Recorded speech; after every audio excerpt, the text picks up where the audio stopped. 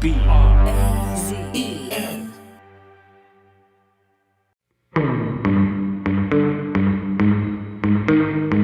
Hi, I'm Tom Wright, executive producer of Dynamite Doug. Today, I'm excited to share a live recording from a symposium we held in New York to mark the launch of the podcast earlier this year. The event brought together some of the foremost names in the world of art and repatriation, with a panel including Sopheap Meas, a Cambodian archaeologist working on returning art. For us to have ownership of what we have, that is important. Gary Vikan, former director of Baltimore's Walters Art Museum. These objects were attached to something. These objects have spiritual import. And Sophiline Cheam Shapiro, an acclaimed performer and choreographer of classical Cambodian dance. Somehow I felt that why this sculpture end up here? It should be in Cambodia. The panel discussed how it feels for Cambodians to see their stolen heritage on display, why the Metropolitan Museum of Art is dragging its feet, and what the process of returning this art could look like. Now over to Dynamite Doug host Ellen Wong for the event's opening remarks.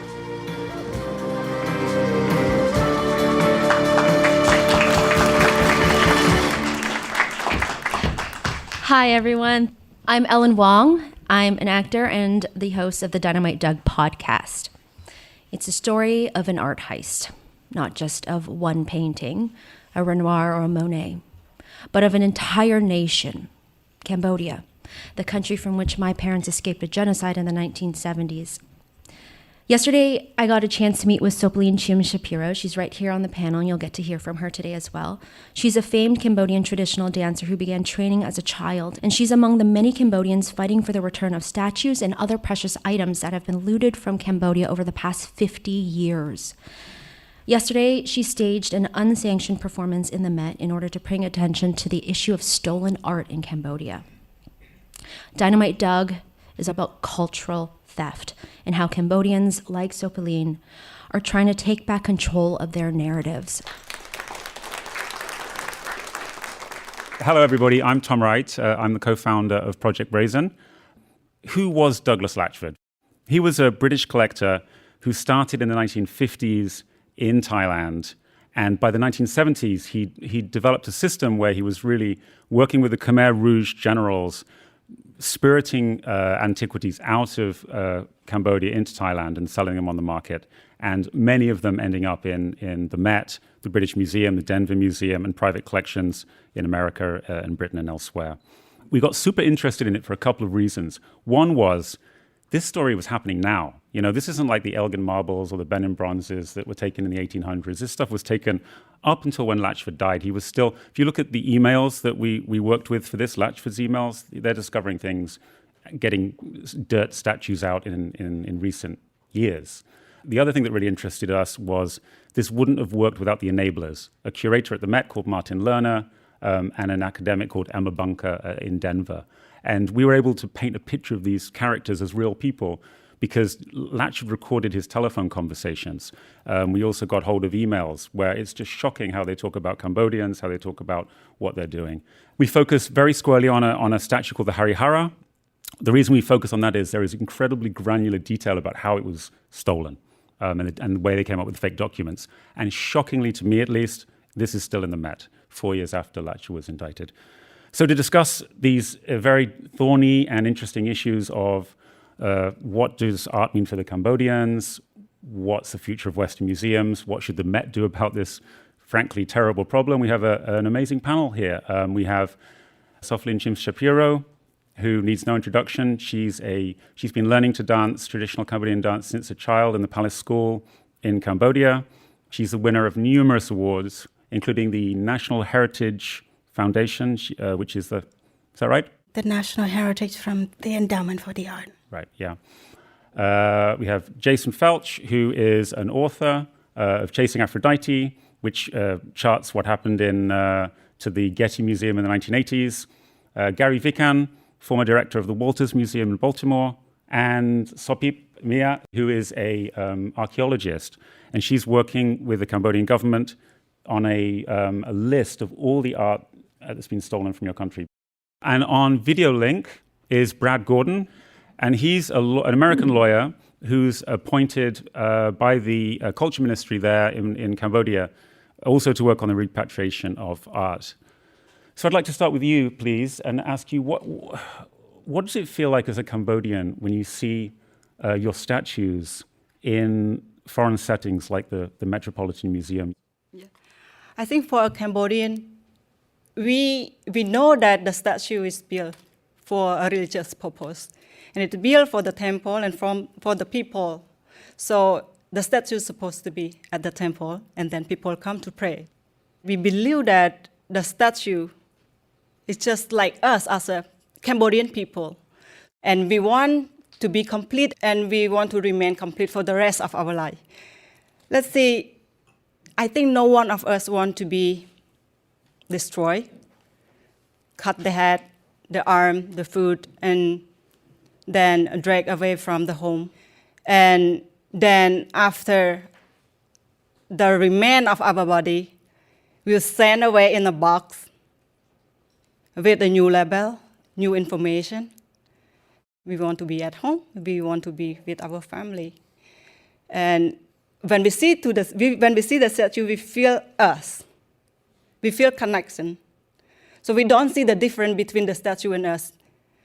And the other point is the statue have the soul of our ancestor, the soul of our God and also nation. In the past, the king especially, he built incredible temple. He chose very good quality of material to make the statue. Those statues play an important role in the society, in our life. We go to the temple and then we pray for the God to give us the rain for agriculture. But now we do not have the God with us, and we don't know what to do. There's no statue there, and the temples are empty. The temple is empty. So, and what you're saying is they're part of your everyday life in Cambodia. Everyday their life. ancestor worship, farmers would pray there for the weather, all of those kinds of things. Yes. But they are generally empty, the Cambodian temples. Yes. So when I was studying archaeology, I feel so proud that, oh, wow, my history is like this. But then after several years, and I feel like I'm so sad because I know a little bit more. And I want to become a conservator because I think I might could help. But then I work very closely with inventory and collecting looted data. I feel shocked. I don't know what I'm going to do. I went to different places in the country. I saw only ruined temple.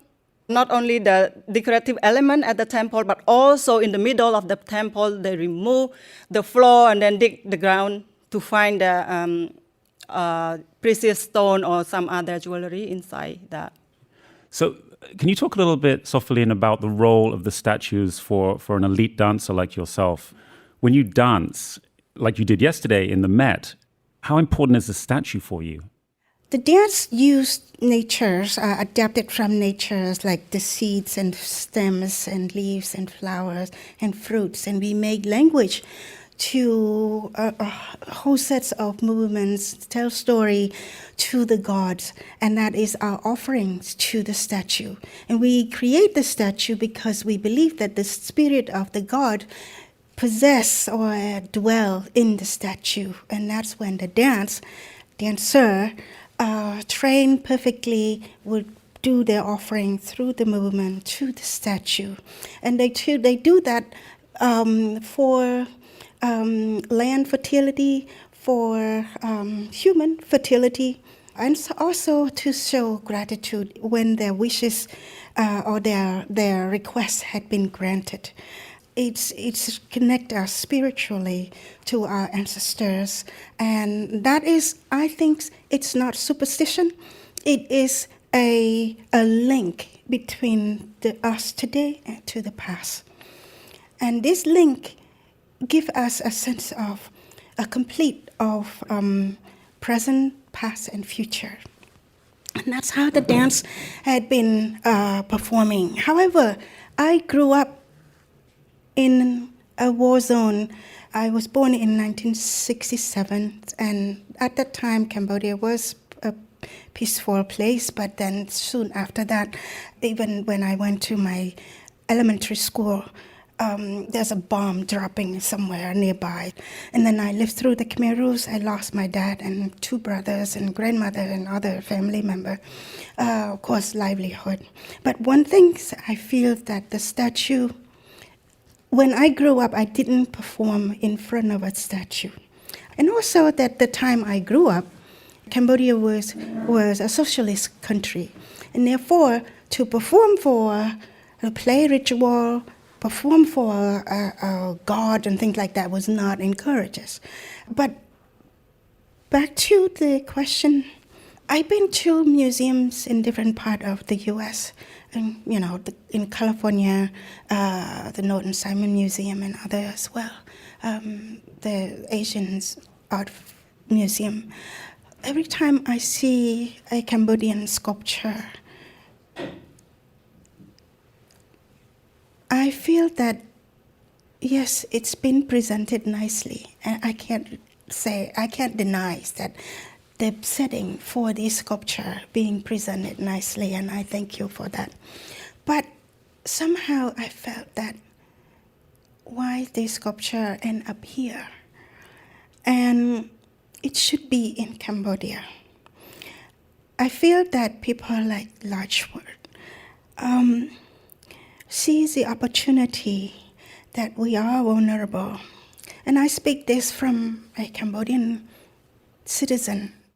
Well, so that's where, can I bring in Brad quickly here? Because he's in Phnom Penh and he's working very closely with the Cambodian government to try to get these statues back from the Met. Can you tell us a little bit about the latest in Cambodia's government to get those statues back?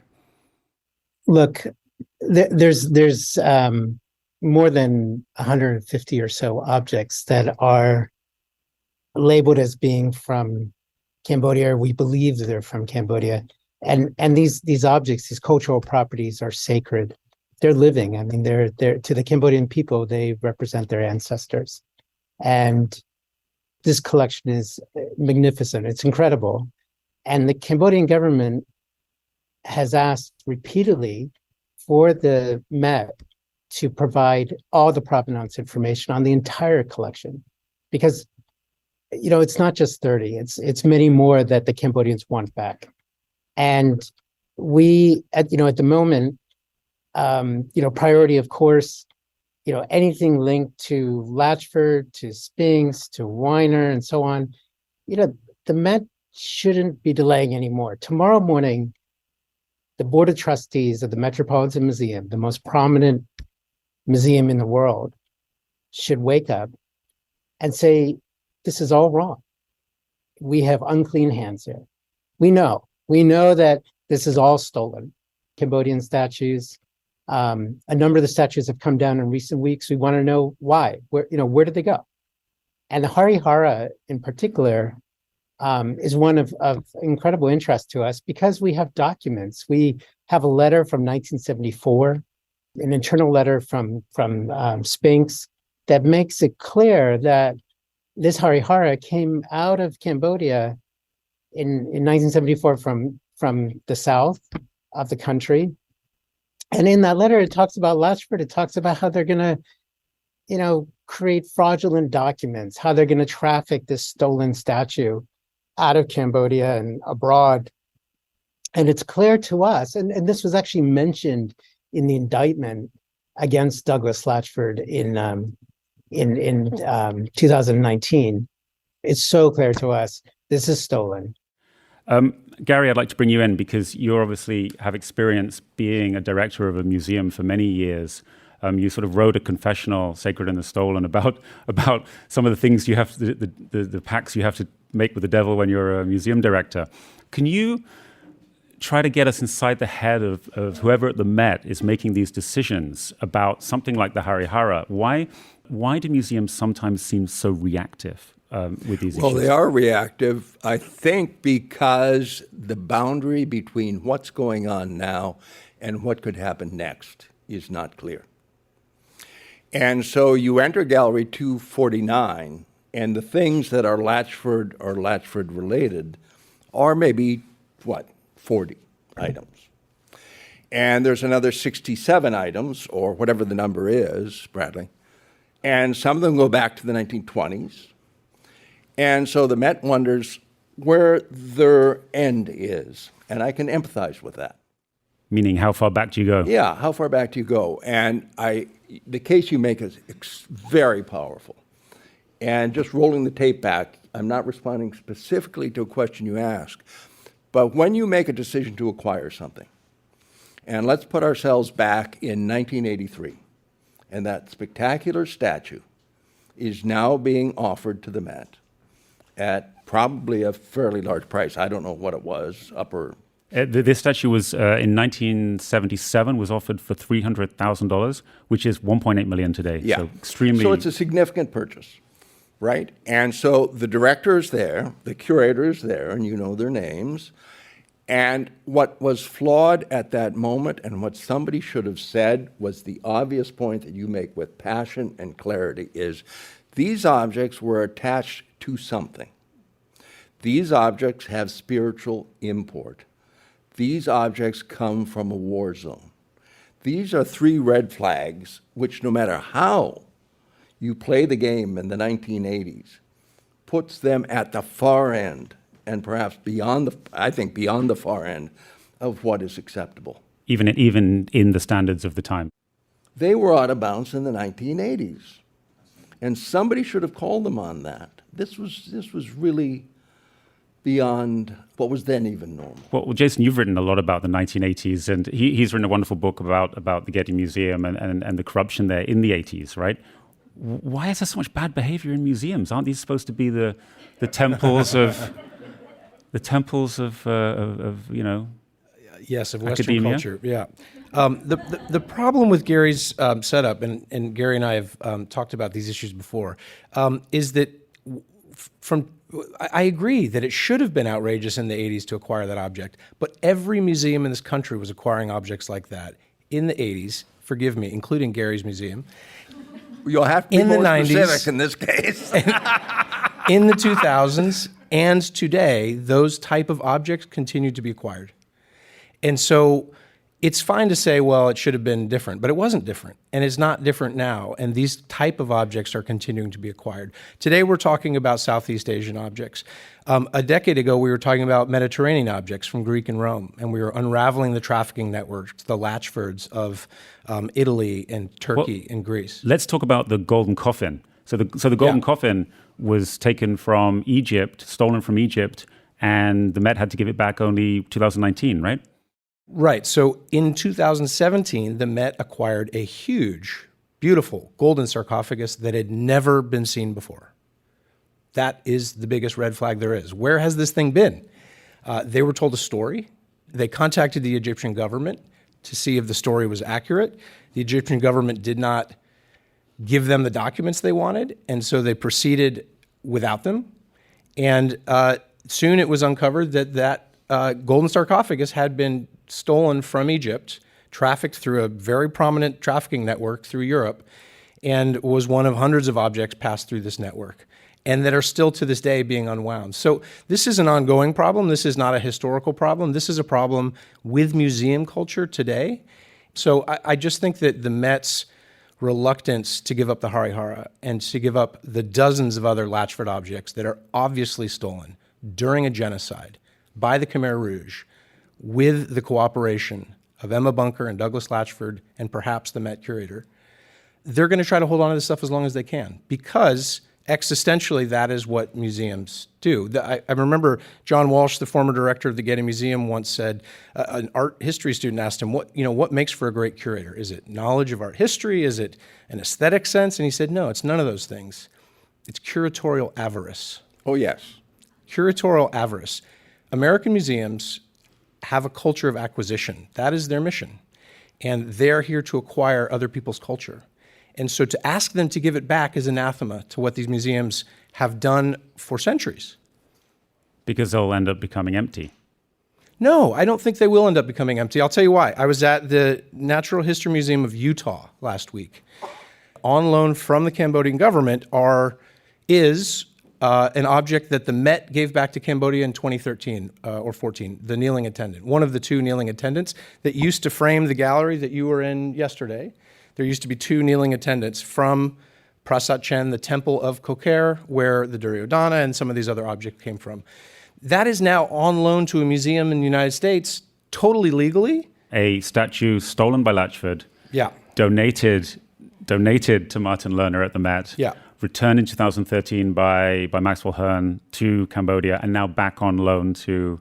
Do you think this is a potential way forward that you could have a licensing system? So all of this art that you're cataloging could go back to Cambodia, to go back to the National Museum, Brad as well, and then this could be then licensed back out to foreign museums. Do you think that's a way forward for the way that museums should work? I think the Ministry of Culture and Fine Art, the minister, also thinking about this.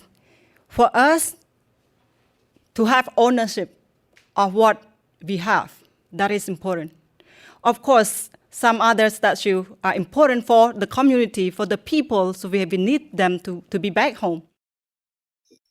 You know, the Cambodian government doesn't want to empty every museum of everything that's there that's Cambodian. There are certain priorities. There's ones that just want to come home. But I think you can't lose sight of the fact that these are spiritual objects. These are living beings. And so, a licensing system, I don't know, they're open to, in some cases, having these statues be ambassadors for Cambodia and having them on loan, maybe for 3 years, 5 years. But it's something that the Cambodians really want to have power over to decide. If Cambodians want to go and dance in front of it, want to put flowers in front of it, want to pray to it, pay respect, they can do that. They don't want it to be contained in a glass case. Yeah, and I think that it's applied to other things about Cambodia as well. Our sense of culture and identities, our land. Cambodians need to heal, need to change our image and our future, which means that, let's say we focus on the sculpture in this case, bring the sculpture back, make Cambodia, the whole country, as a museum, where the sculpture can exist in all their temple and where they're supposed to be, and the people worship them when they want to. And this is the piece for the sculpture, the piece for Cambodian people, and it's also a piece where you can come and share with us. Gary, I want to ask you, why do museum curators who do illegal things not get indicted more often? It's a good question, because it's a white-collar business. Right. And it's a very loose and familiar business. And in those days, these were sins of omission, which did not make them not sins, but they were omissions. What you didn't say, what you didn't know, was privilege. Well, right? So we go back to your point earlier. This statue's taken out in the 70s. There were red flags because there was a genocide going on. Yes, if you thought Right. it. But if you don't ask, Right. and if you don't think, getting back to this issue that Bradley raised, namely who gets to decide, and the issue of title. So there are 2 million objects in the Met. They show 80,000 pieces. We're talking now about 40, perhaps 70, perhaps 110. The museum's not going to be empty. Walking toward, as I did yesterday, Gallery 249, right near the information kiosk in the front of the Met, is a spectacular Mayan stela. And as I walked up toward that, I said, I'm going to read the label because I think I know who sold that. And I fully expected it to be under that umbrella of ambiguity of yesteryear. In fact, it's on loan from Guatemala. And I think that's exactly where this situation needs to end up. I mean, I firmly believe in encyclopedic museums. I think they have huge value. I wouldn't like to think that every Cambodian sculpture is in Cambodia. They need to be ambassadors. I hope they will be ambassadors. But Cambodia needs to pick their own ambassador. The kneeling attendant is currently in Utah, right? Right. Yeah, so that's a model. No, that's a very good model. We should be fair to museums to note that there is a generational transformation happening with museums, slowly but certainly. And a way a number of museums have begun to address this issue is by separating the role of the curator, whose job it is to acquire, from the curator of provenance, whose job it is to actually do the investigation of these objects before they're acquired and ask all those sharp questions that you need to be asking. Are these documents fake? Was this looted during a genocide? And within the museum, have someone whose job that is. The Met does not have that position.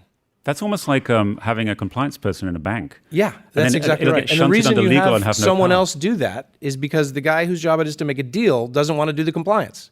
So you need someone else whose job it is to put the brakes on. Yeah, so is Aaron Thompson here? Oh, there you are. I wanted to bring you in quickly because you don't know I'm going to do this, but you posted on Twitter 2 weeks ago about how the Met had taken down a statue, and it was a statue that you'd been following because the feet were in situ. So I just wanted to bring this in because there are cases, and you brought that up earlier about feet being in situ, where it's very obviously looted, right? Because someone's cut off the thing.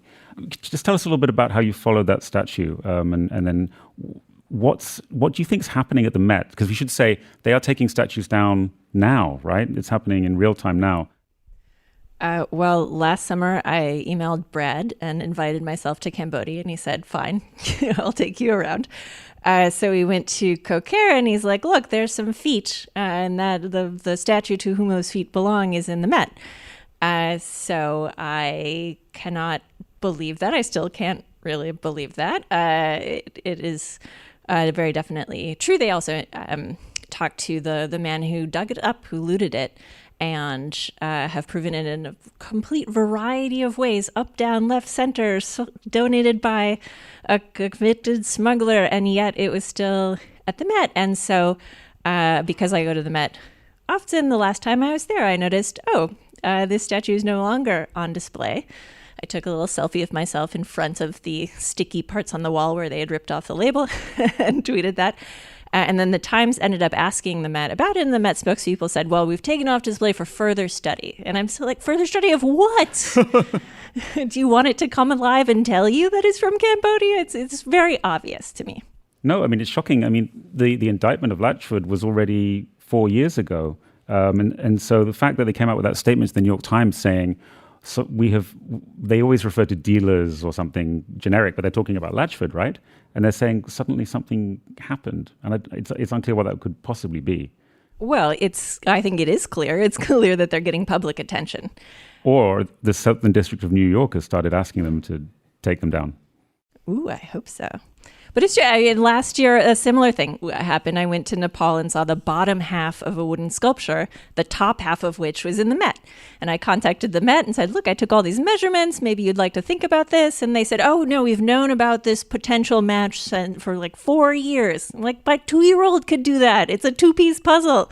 Get your act together. And then suddenly, after I wrote an article about this, they gave it back to Nepal within a couple of months. So I think this type of public attention, this type of scrutiny, just this type of people saying, where did that come from, is what's needed to make change.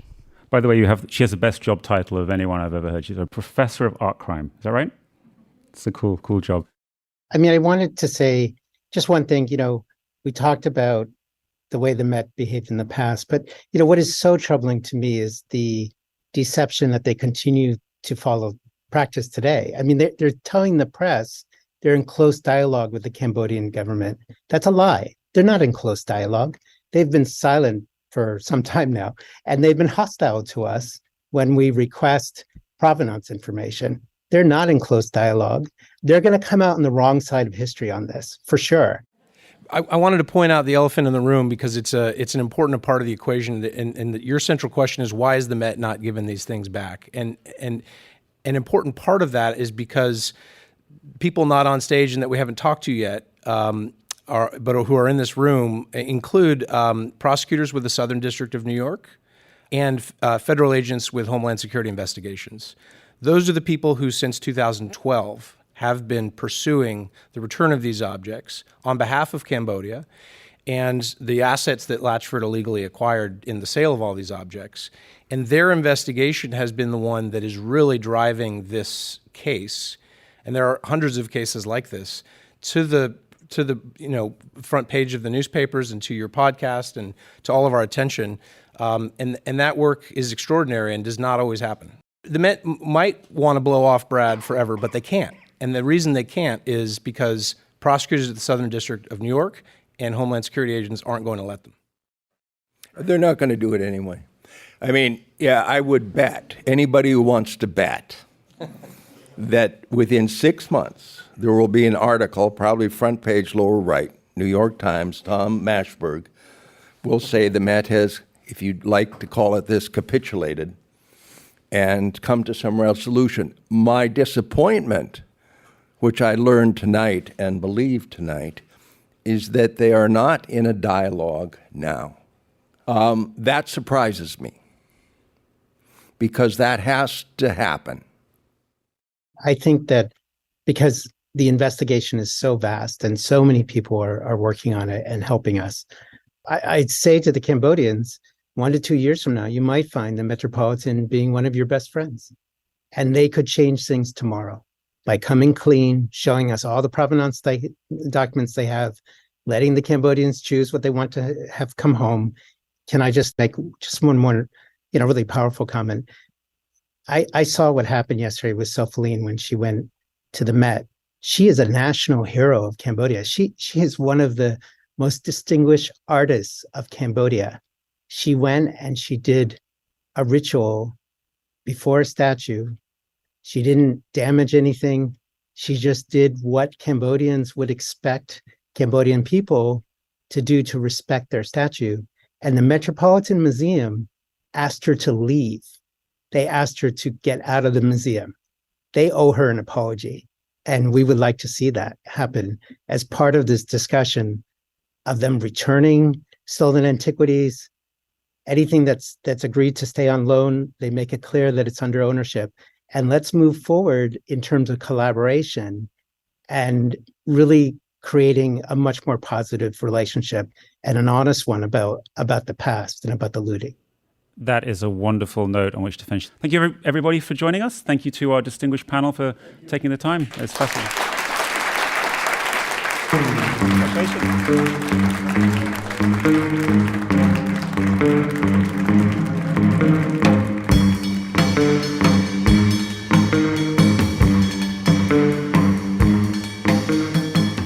Thanks for listening to this bonus episode of Dynamite Doug. You can listen to the full episodes of Dynamite Doug on Apple Podcasts or wherever you prefer to listen. If you'd like to learn more about stolen art that's being housed in museums and private collections around the world, head to our website, thelootmuseum.com. That's thelootmuseum.com, where we're tracking notorious stolen artifacts and progress made towards their return.